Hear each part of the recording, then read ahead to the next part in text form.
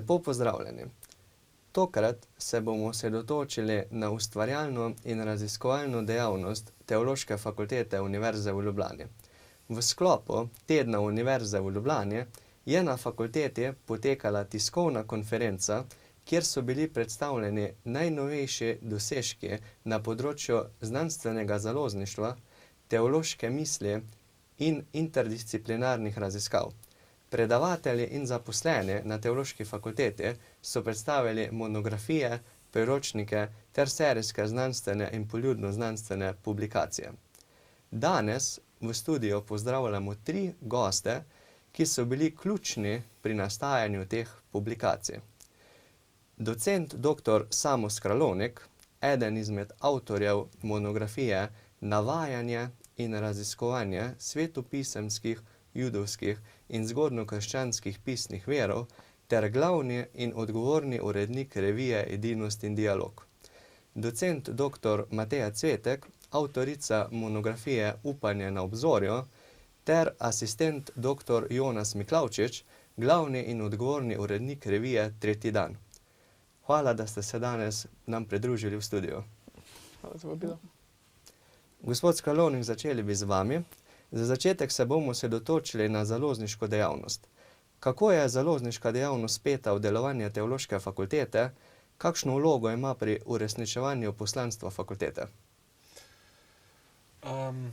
Morda začnem pri dejstvu, da smo visokošolski učitelji, profesorji, čeprav je morda manj očitno, poleg dela v predavalnici zavezani tudi znanstvenemu raziskovanju. To pomeni, temu rečemo habilitacija.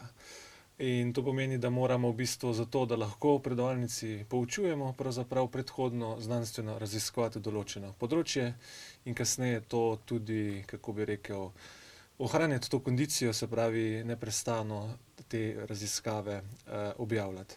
In tukaj pridemo do vašega vprašanja, kako je vpeta založniška dejavnost v fakulteto.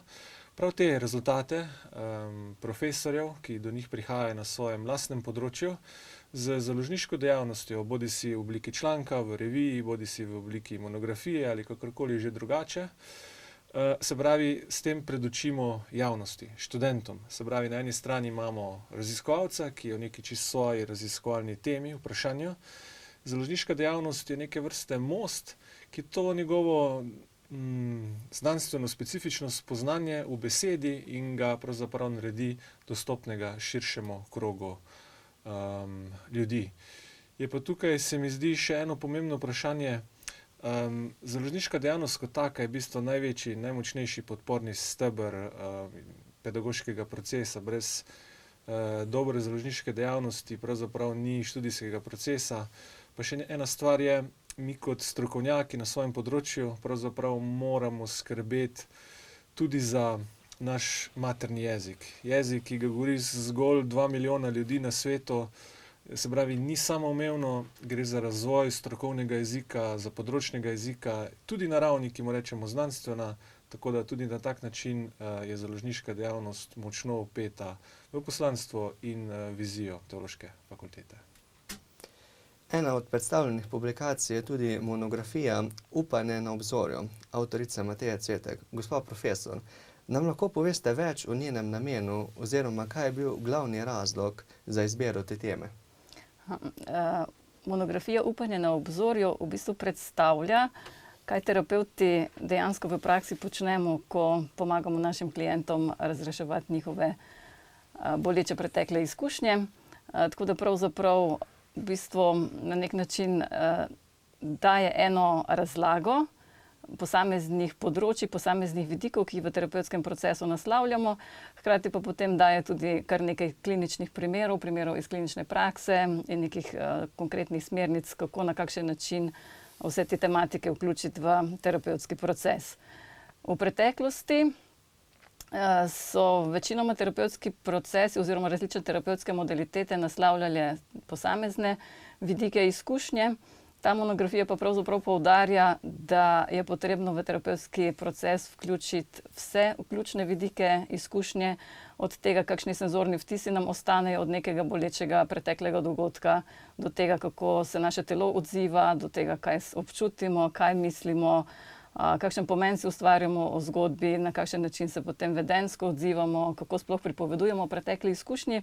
In vsi ti vidiki so dejansko vidiki, na katere neka pretekla izkušnja vpliva.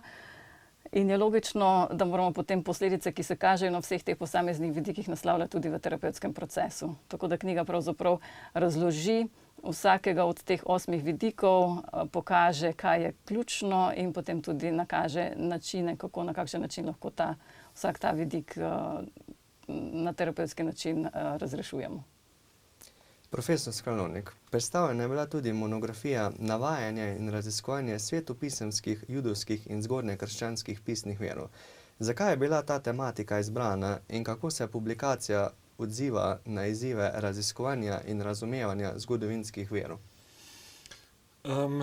Na vprašanje, zakaj, bi odgovoril z drugimi vprašanji. Namreč na tem področju, ki ga monografija ureja, je do zdaj vladala velika, bi rekel, zmeda ali pa samopašnost. Namreč gre za vprašanje, na primer, kako se recimo navede, ali pa tudi, če želite, okrajša nek določen svetopisemski, judovski, zgodnjekrščanski vir. Pa naj bo to, ker ugotavljamo profesorji, zgolj svetopisemske knjige, kjer imajo že študenti teologije včasih težave.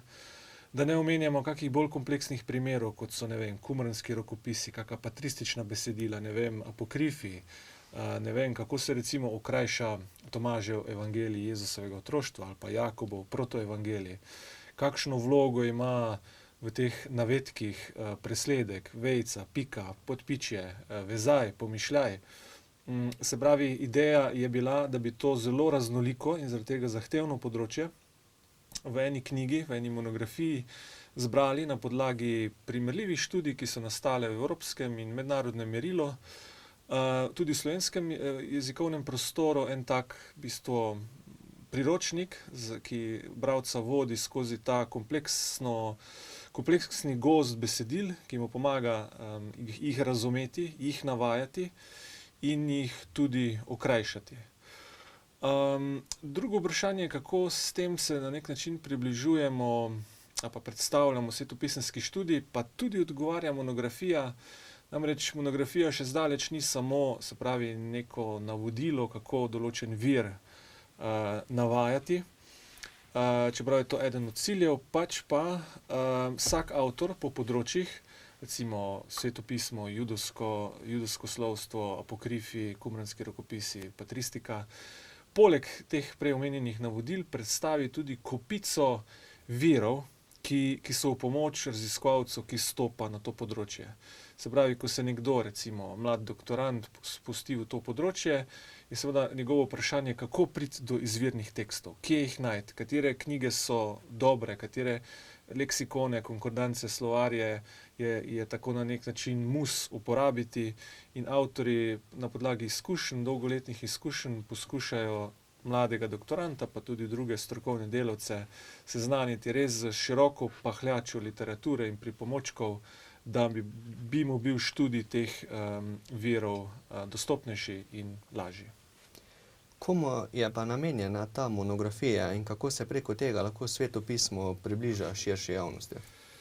Namenjena je torej v prvi vrsti študentom, doktorantom, ki se šele recimo resno spogledujejo z resnim raziskovanjem, znanstvenim raziskovanjem svetopisemskih virov, da se jim olajša vstop.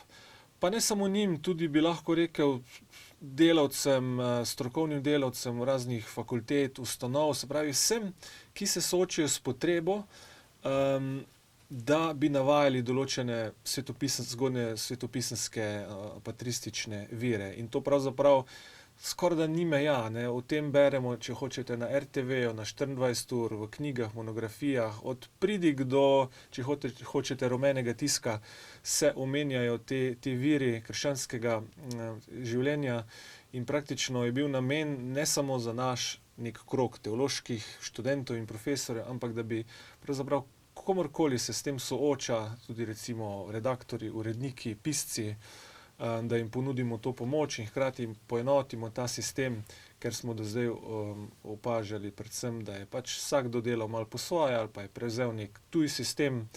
In posledica je tudi ta, da je bil študent ali pa bralec ali pa urednik zmeden, ne, ker je nekje srečal tak sistem, drugega, na tretjem mestu tretjega. Teološka fakulteta izdaja več znanstvenih in poljudno-znanstvenih revij. To so Bogoslovni vestnik, Edinost in dialog, Akta Eklezijastika Slovenije ter Tretji dan. Gospod Miklavčič, revija Tretji dan je bila s ponovnim izhajanjem po nekaj letih premora usmerjena k študentom. Lahko poveste več o tem projektu, kakšne vsebine najdemo v reviji Tretji dan? Seveda. Če poskušam v nekaj besed strniti ta projekt ponovne obuditve, recimo revije Tretji dan, potem ko nekaj let ni izhajala, bi lahko rekel, da revija Tretji dan ima pravzaprav zelo bogato in dolgo tradicijo. Začela je izhajati leta 1971 in neprekinjeno izhajala vse do leta 2019, ko je takratnim založništvom Skupnosti katoliške mladine iz takšnih in drugačnih razlogov bilo njeno izhajanje prekinjeno. Revija je nehala izhajati in potem je zavladala recimo 2 leti zatišja brez revije. In v tem času so se začele na Teološki fakulteti pobude med profesorji, da bi to revijo obudili. Predvsem se zdi, da se je začutil nek manko, da je ta revija na nek način polnila vrzel recimo med striktno, tako strogo znanstvenimi revijami, v katerih pogosto ni prostora za objave študentov, ali pa bom rekel, da vsaj študentje nekoliko težje v teh znanstvenih revijah objavljajo svoje prispevke, ker so kriteriji nekoliko zahtevnejši. Torej, vrzel med temi znanstvenimi revijami in na drugi strani poljudnimi krščanskimi revijami, torej strokovna revija, ki bi se, bom rekel, omogočila med drugim tudi študentom, da lahko prispevke z različnih humanističnih področij objavljajo v razmeroma strokovni obliki. In torej začele so se te pobude in potem je tudi, bom rekel, predvsem se je ustvarila ena skupina ljudi, predvsem profesorjev, kot rečeno, ki so že s prejšnjim uredništvom sodelovali pri izdajanju te revije, med katerimi je sodeloval tudi profesor Skralovnik. Na njihovo pobudo se je potem res leta 2022 oblikovala ena skupina mlajših sodelavcev z Teološke fakultete, ki smo to revijo prevzeli. Glede vsebine prispevkov, ki jih objavljamo v reviji, pa lahko rečem, da ohranili smo vse tiste, bom rekel, ključne tematske sklope oziroma rubrike, ki so bili vedno v tretjem dnevu prisotni, torej predvsem teologija, filozofija, etika in patristika, so taki tipični primeri rubrik, ki so še vedno stalne. Dodali smo pa nekaj novih, čeprav tudi v preteklosti so avtorji že v tretjem dnevu objavljali prispevke z teh področij.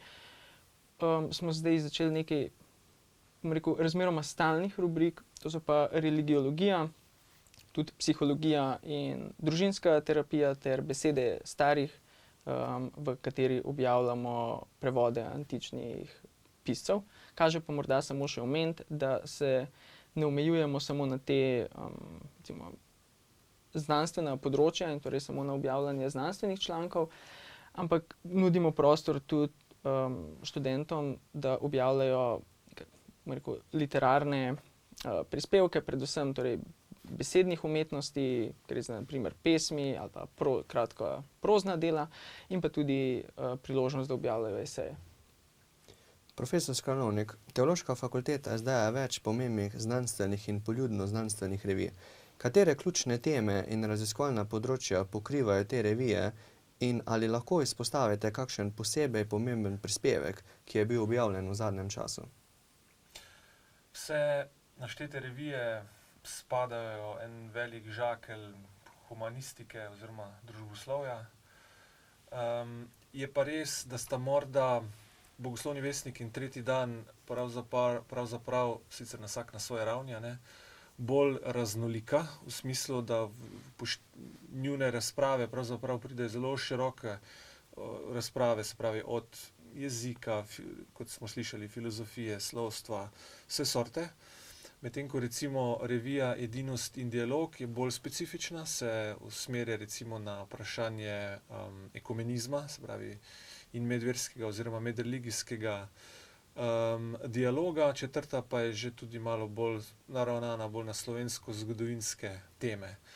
Zdaj, bi tako rekel, poseben dosežek, ali pa posebna, da bi jo zdaj posebej izpostavil nekega avtorja, pa neko razpravo, morda ne bi toliko z imeni, ampak se mi zdi pa ta skupen dosežek zelo pomemben.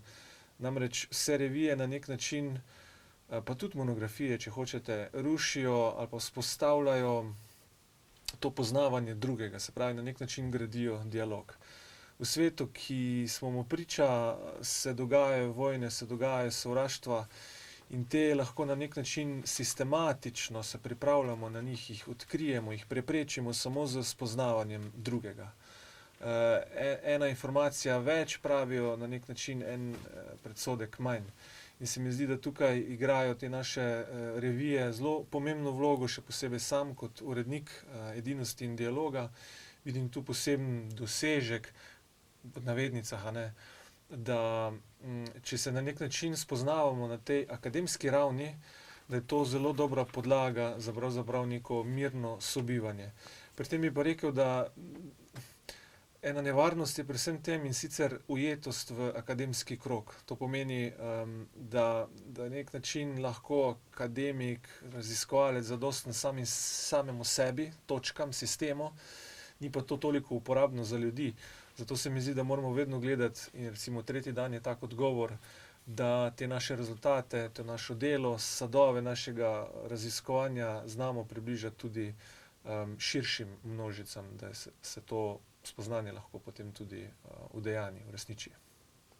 Za konec pa pogledamo še malo v prihodnost. Gospod Miklavčič, kakšni so načrti za revijo Tretji dan? Ali lahko pričakujemo nove projekte ali širitev sodelovanja na mednarodni ravni? Glede, se oziramo v prihodnost, predvsem zaenkrat, glede na to, da je šele pred kratkim začela izhajati, so načrti, da še vedno izidejo 3 številke na leto, da poskušamo ohraniti vse omenjene rubrike in narediti čim bolj pestre in torej revijo čim bolj raznoliko. Kot rečeno, že prej ponuditi prostor študentskim objavam in obenem tudi profesorjem, kar lahko je na nek način tudi spodbuda študentom, da sami objavljajo v tej reviji. Morda kot eno izmed recimo novosti, ko se oziramo v prihodnost in razmišljamo o tem, kaj bi še želeli, lahko izpostavim to, da smo revijo prav pred kratkim začeli tiskati v barvni različici, ker kot smo prej že omenili to, da tudi ta nek umetniški literarni vidik nam zelo veliko pomeni, se nam zdi, da lahko na ta način ponudimo tudi možnost vizualnim umetnostim, ker bi radi posebej gojili še ta vidik, da bi dobili študentje in pravzaprav vsi zainteresirani nadobudni fotografi in likovni umetniki priložnosti, da svoja dela predstavijo širši publiki tudi skozi Tretji dan ali pa neko objavo serije v tretjem dnevu. Glede mednarodnega sodelovanja pa načeloma ostajamo pri tretjem dnevu zavezani temu, da zaenkrat objavljamo prispevke izključno v slovenskem jeziku, pri čemer pa seveda so dobrodošli prispevki, ki jih prejmemo od tujih avtorjev in potem v prevodu v slovenščino izidejo v reviji. Tudi v letošnjem letniku vse 3 številke vključujejo primere takšnih slovenskih prevodov člankov tujih avtorjev. Profesor Cvetek, kakšni so pa vaši načrti za prihodnost na področju založništva? Razmišljate že o nadaljevanju vaših raziskav ali pripravi nove publikacije? V bistvu kar razmišljam. Predvsem bi si želela, da v eni bližnji prihodnosti nastane še ena znanstvena monografija z področja razvojne psihologije. Prvo monografijo, ki sem jo napisala, je bila v bistvu razprodana zelo hitro in še zdaj, že nekaj časa potem me vsake toliko kdo vpraša, če se še kje da tisto monografijo dobiti. Pa se mi zdi nesmiselno tisto ponatisniti, ker je zdaj že toliko novih stvari in se mi zdi smiselno da tisto monografijo, ki je bila nekoč, ali tisto dopolnim, ali napišem kakšno čisto na novo. To, kar me pa zdaj najbolj zanima, me v bistvu zanima povezovanje čustvenega razvoja pri ljudeh in socialnega razvoja, predvsem z tega vidika, kako ljudje razvijamo socialno perspektivo, kako dejansko dojamemo drugega človeka, na kakšen način ga prepoznamo, na kakšen način dejansko lahko vidimo, kaj ta človek razmišlja, kako ta človek čuti, skratka, kako se lažje postavimo v njegovo kožo. In zdi se mi eno tako področje, ki je res zelo ključno za to, da gradimo neke kvalitetne medosebne odnose skozi celotno naše življenje. Profesor Skalonink, zadnje vprašanje še za vas. Kakšni so pa vaši prihodnji načrti v zvezi z založniško dejavnostjo? Načrtov je kar nekaj, ampak recimo, če strnem ali pa nekako 2 taka kanala omenim.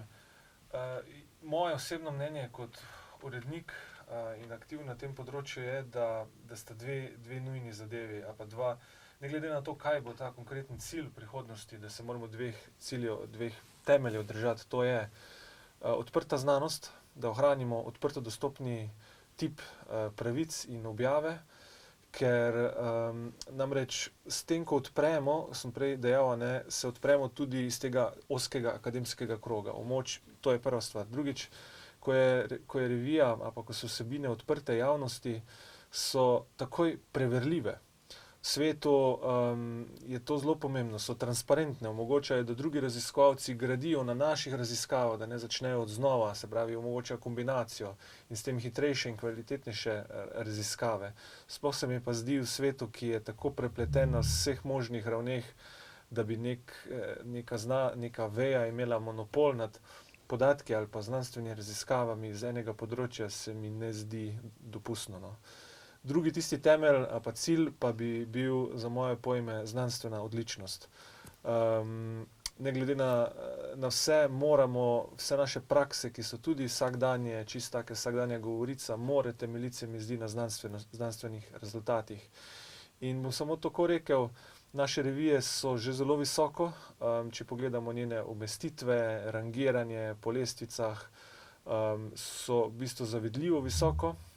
Recimo primer Edinost in dialog, ker sem urednik, lahko pač povem, lani recimo je ena največjih baz v svetu, DOAI, med 20.000 revijami, ki jih indeksira, izbrala 7 revij širom sveta, ki so nek način predstavniki dobre prakse, odprte znanosti in znanstvene revije, med drugim tudi recimo Edinost in dialog. Mislim, da v evropskem prostoru ni take revije, ki bi se lahko s tem pohvalila. Hočem reči, da imamo rezultate in se mi zdi, da moramo k temu tudi v prihodnosti te znanstvenosti težiti. Jaz se vam vsem trem lepo zahvaljujem, da ste bili danes z nami in nam vse to predstavili. Veliko uspeha vam želim še naprej. Hvala lepa. Hvala. Današnja predstavitev publikacij poudarja pomembno vlogo Teološke fakultete v akademski skupnosti. Fakulteta ostaja ključni center za razvoj teološke in humanistične misli. V skladu z univerzitetnim poslanstvom se odziva na sodobne izzive in prispeva k ustvarjanju novega znanja ne le doma, ampak tudi v mednarodnem prostoru. Drage gledalke in gledalci, z našim pogovorom smo prišli do konca. Upamo, da boste imeli priložnost spoznati te nove publikacije ter odkrili bogate vsebine, ki vam bodo odprle nove poglede in poglobile razumevanje. Hvala, da ste spremljali današnjo oddajo in se vidimo prihodnjič.